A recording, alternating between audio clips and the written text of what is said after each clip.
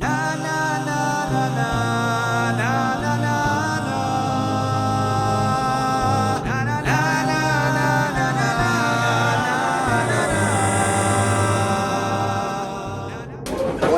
want to share a story. I want to share a mashal.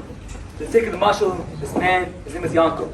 Okay, Yankel was a simple guy. He was a farmer, not so observant, lived in the middle of nowhere.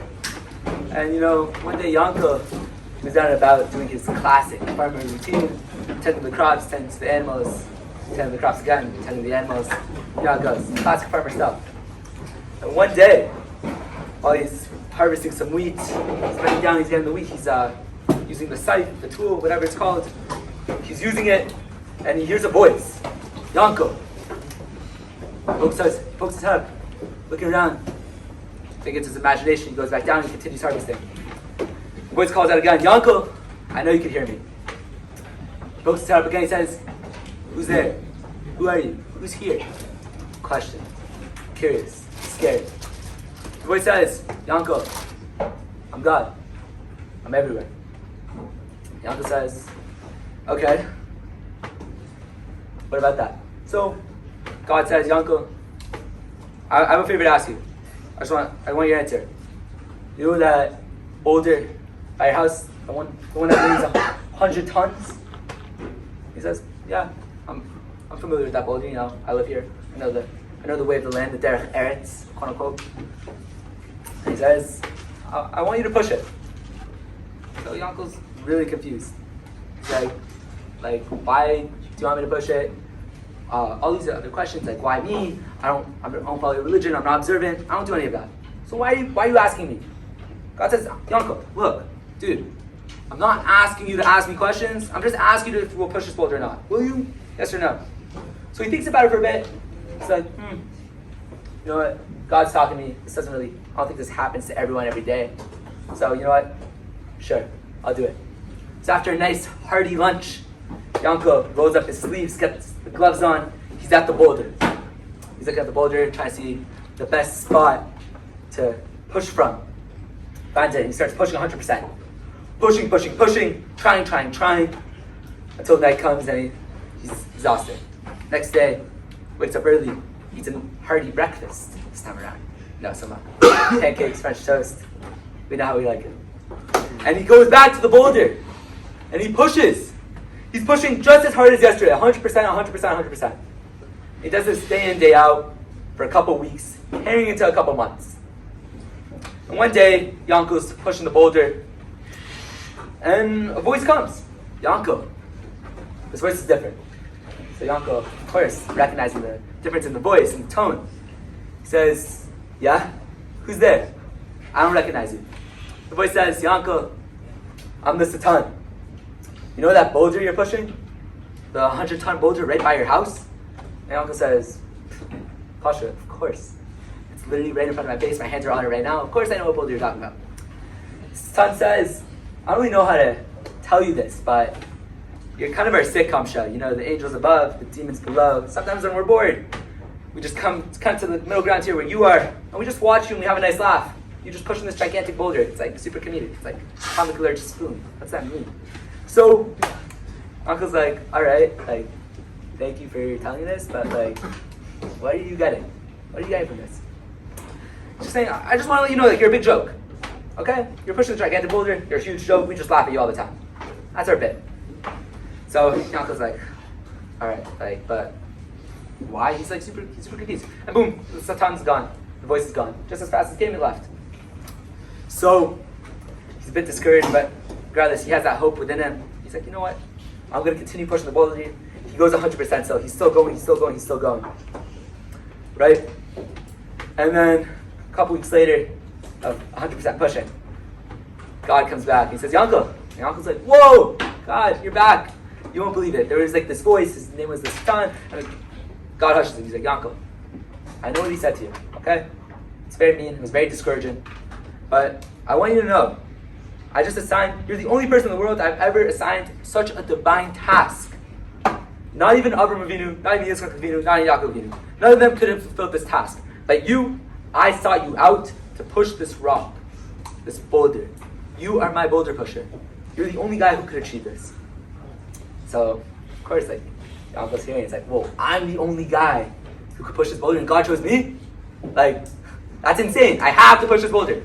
So he's pushing, and what he thought was his 100% was realistically 5%. He's pushing 200% now. He's going crazy, crazy, crazy, weeks on weeks on weeks, months on months on months. And then one day, again, of pushing the boulder, the Satan comes back, and he says, Yankel. And Yankel's like, yo, Satan, you cannot break me down, dude. I'm God's boulder pusher. He literally asked me to do something, I'm the only guy in the world who could do this.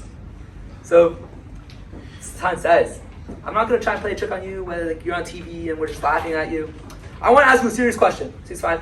Shoot, fine. Say it. Ask away.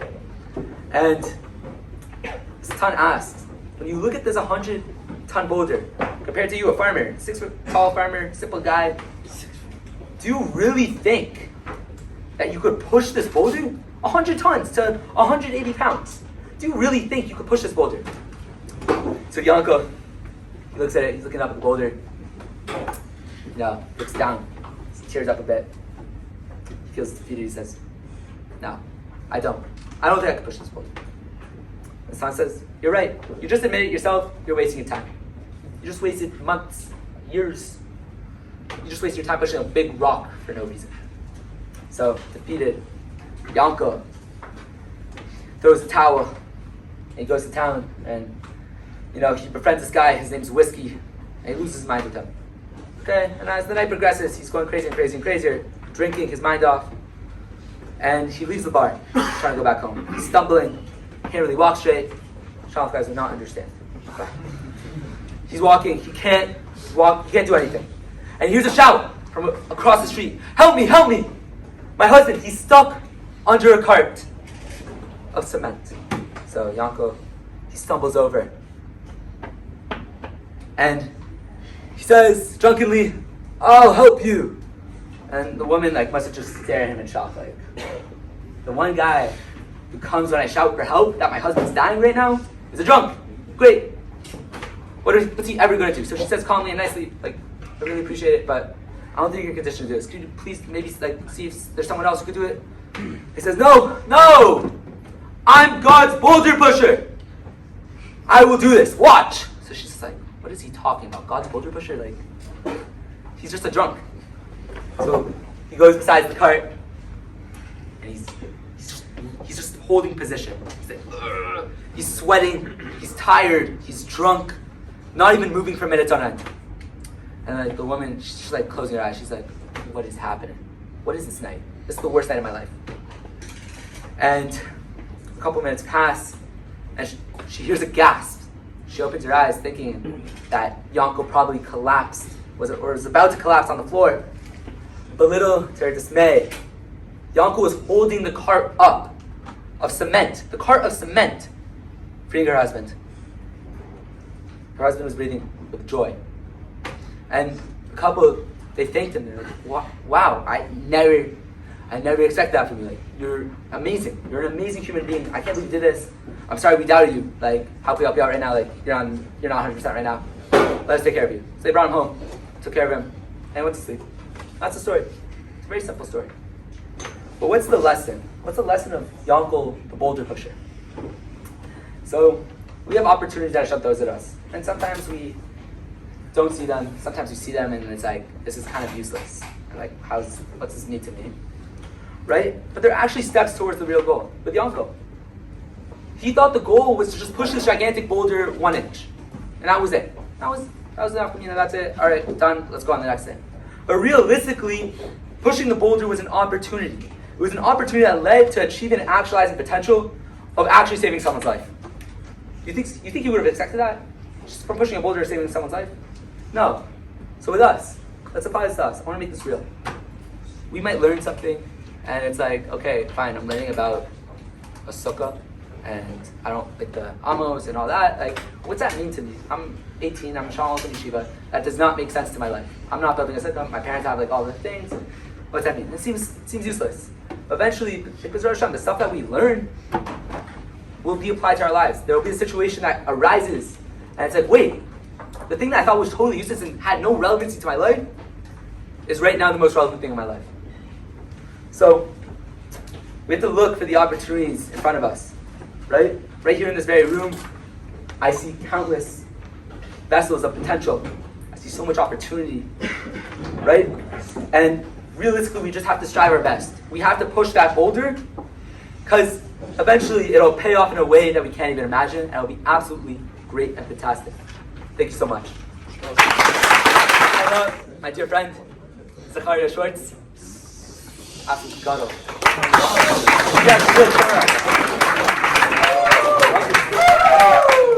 All right.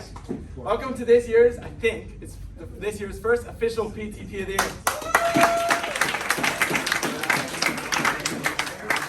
All right, PTP, if you guys don't know yet, stands for Prime Time Parsha. Learn about the Parsha. All right, so before I start the speech, I want to thank Vari Leibowitz, Rav Shammai, and Rav Schachter, who all helped in some way help me with this Dvar Torah. So, you guys don't remember this, but my guys, Shana Bet guys do. Last time, around this time last year, our dear mentor and friend, Gavi Asper, got up, just like Ben did, or one of the Shana Aleph guys will do. He got up and said the first year's PTP. Now, in PTP, usually we talk about what the name is, Prime Time Parsha. We talk about the Parsha. Gavi decided he didn't want to do that because he didn't think that would be the best thing to convey to his friends and fellow colleagues and the people around him. He wanted to do what he thought would really help them make the best out of the year and make the best change for the better. So Ben Sawyer Mori. This week we talk about a topic in the Parsha where I'm pretty sure almost 90% of you at least spent a few weeks in Gemara class over your college career. We talk about a rebellious and wayward kid, right? It's someone that takes money from his father, goes out to Reshut Harabim and buys steak and then eats it. What does the Gemara tell us, or what does the Chumash and the Gemara tell us that happens to this kid? This kid gets killed. We kill him for stealing some money, and then go out to a restaurant and buying good steak, going to smoking teas or to Papagayas. My question is, why? Why are we killing him for doing such a seemingly not such a bad act? We all like food. Stealing, how much does a steak cost? $20, right? Not that much. Why are we killing this kid? So the Mishnah in the eighth parak of Sanhedrin tells us that we killed this kid al shem sofa, on what he will do in the future.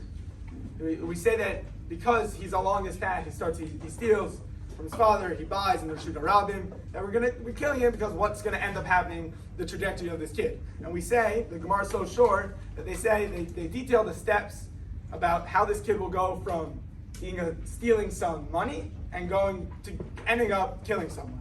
So we say it's better to kill him now as opposed to killing him after he kills someone when he's actually not innocent anymore.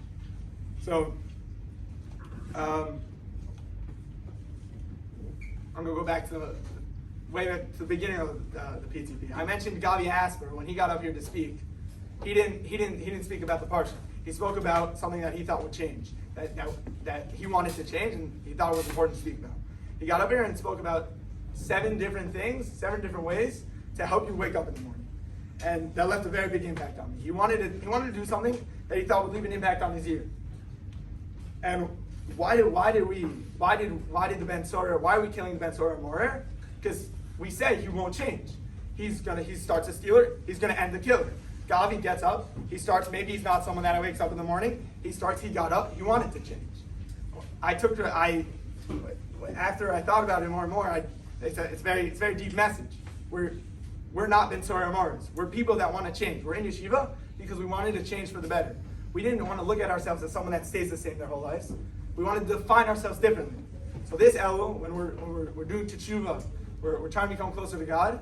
Don't say, I'm going to change myself to turn myself into someone different. Rather, be like God. Say, I'm going to take these things and I'm going to look at myself differently. I'm going to define myself as someone that gets up in the morning. I'm going to define myself as someone that comes down, learns Gemara, starts a chavrusa with the Shana Bet guy. I'm going to do something that I never thought I could. I'm going to do something I never thought that I would do.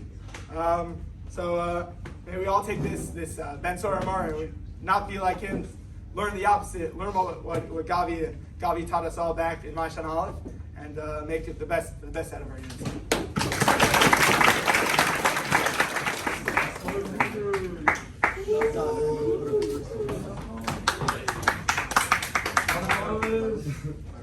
So, there's a story about a Rav very, very long ago from Lublin, Jose from Lublin.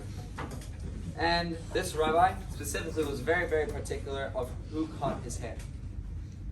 He was very, very careful, and unfortunately, his barber had passed away. So now, he needs to find a new barber.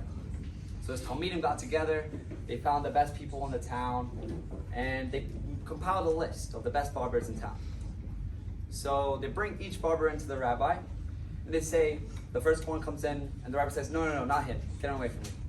He brings the second one in, and so forth, and he keeps on rejecting them over and over again. So the students are frustrated. What's going on? Like, these are the best barbers in town. Why is the rabbi rejecting all these top prospects? But there's one left. This lowly Joe Schmo, farmer, like regular guy, not so high, but they decide, what the heck, we'll let this guy come in. So he goes into the Rebbe, and the Rebbe says, this is the one. He starts cutting the hair. It's like, oh, this is a geschmack haircut. This haircut right here is kadosh. It's amazing. So the students are really, really confused. What the heck is going on? You rejected all these barbers that were so qualified for the job, and you picked this one guy that was so low? What's going on here? So they wanted answers. So they went to that barber, and they asked him, like, what's the deal? Like, why were you picked over all these great guys? So he originally said, I don't know. But they talked to him more, a couple shots later, and then he started speaking a little bit more.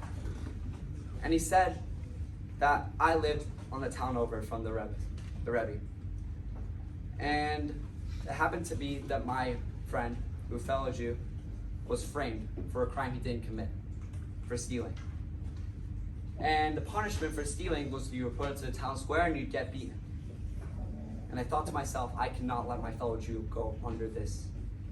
So the next day, he goes into the middle and he says, I'm the thief. I'm the one who stole. He takes the beating for his fellow Jew. In this week's Parsha, it says, Lo sira es shor, achicha es o es shav, nedachim v'hislamlata mehem hashav tashim l'achicha. You shouldn't see your friend's ox or lamb that is running away and pretend like you didn't see it. You should surely return it to your brother. And then the later Pesukim go to talk about the objects. But there is an earlier time that it mentions the same mitzvah. But it words it a little bit differently. Ki tivga shor ayavecha o tamru ta'ah hashav hashvinu lo. When you encounter an ox of your enemy or his donkey wandering, you shall surely return it. So there are two differences in these pesukim. The first difference is the fact of why.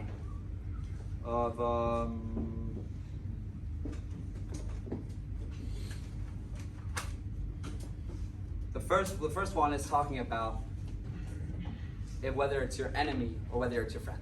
So in this week's parsha, we talk about our friend. When it's your friend, you're supposed to run after them. You're supposed to run after the animal. But in this pasuk back in Mishpatim, we talk about this animal that's just wandering around, and you just happen to come across it.